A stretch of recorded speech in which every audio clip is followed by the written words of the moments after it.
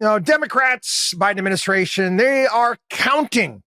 They're betting the farm that Americans are a bunch of ignoramuses when it comes to economics.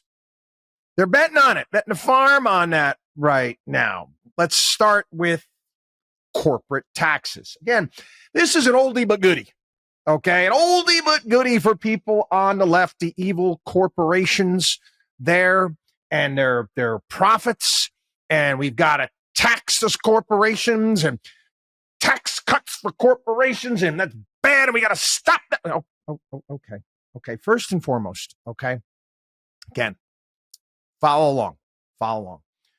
You do need to understand, okay, that a corporate tax is not a tax on a corporation.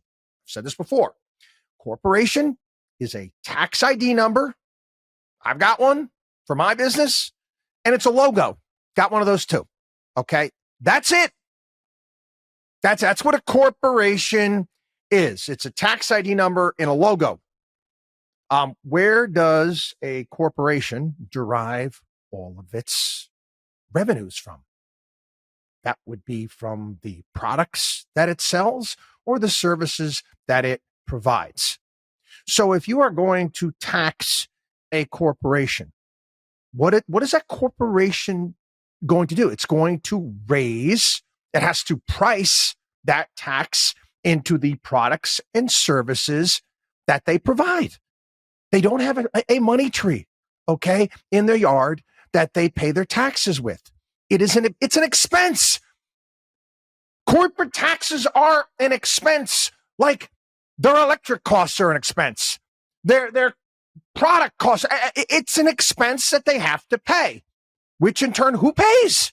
Again, their customers pay.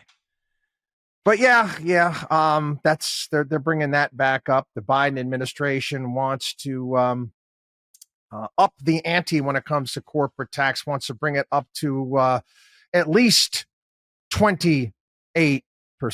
And if you couple that with state taxes, that would make us we were the highest under Obama. That would make us the second highest taxing nation among the 38 members of the Organization for Economic Cooperation and Development. Our taxes would be higher than China's. Taxes would be higher than China's. Now, let's talk about what happened in the past. We'll go back to the Obama administration. Corporate taxes at 35%. Not only that, we were taxing corporations twice if they had business overseas. So if they had done business in Europe, they'd have to, let's say in a certain country in Europe, Italy, they'd have to pay Italy's corporate tax, and then they'd also have to pay the American corporate tax, unless, of course, they didn't repatriate that money back to the United States, which a lot of businesses were doing. They were keeping billions and billions and billions and billions of dollars in profits overseas and investing them overseas. Why? Because if they brought them back to the United States, they'd get whacked upside the head with the tax. So what happened during that point in time as well is that businesses would engineer mergers with companies over in Europe. We lost 33 major corporations over that period of time. Why? Because it was the fiduciary duty of that business to its shareholders to lower its tax costs. Basically, our tax policy built Dublin. Yeah. Again, Dublin, the Irish, we gotta love the United States of America and our high taxes that we had. The amount of businesses that set up shop in Dublin because of Obama's taxes is insane. What do you don't think the same thing's going to happen again? Of course it is. Of course it is. So again, they're counting on people's economic stupidity. Again, as well, this next thing they're counting on too is you got Senate Democrats last week telling the Justice Department to go out. I've got those people out there. There's collusion and price fixing that's taking place, and they're doing this with oil. Yep, the oil markets out there. They claim they're raising prices at the pump. They want to do a stop the steal.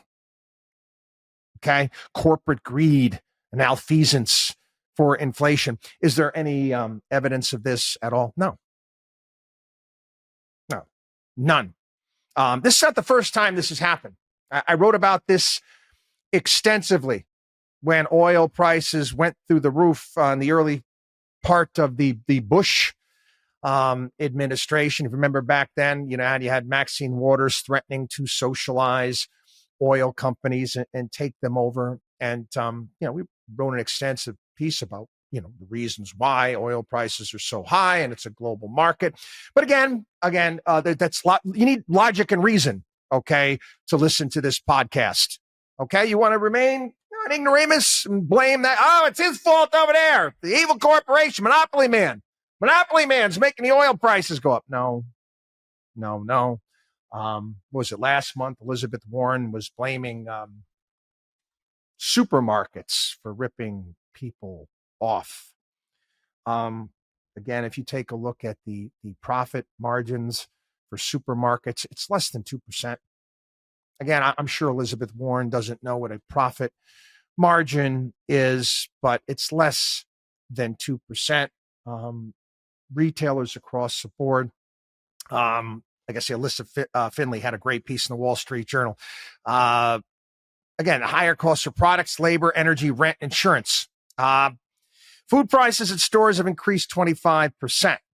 The average grocery worker's wages have gone up 33%. Farm product prices are up 32%.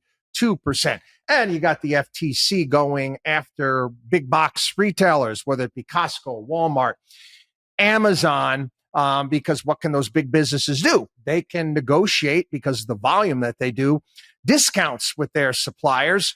The left thinks that that's a bad idea and it's not fair. Okay, so what is that going to do? If they're unable to negotiate those lower prices, what are they going to do? They're going to have to raise their prices, costing you more money, basically wrecking the entire big box business model, if you will. What was the other one? Yeah, the donkeys introduced the Price Gouging Prevention Act. Almost like the FTC, going to be able to put some price controls on food, gasoline, and other products, because that's worked out really well in the past. We made fun of Biden's strike force that he put in place last March. People, until you come to the realization, okay, that we've been banging this drum for a period of time, that inflation is caused to it's government spending. It's government spending. It's printing of money.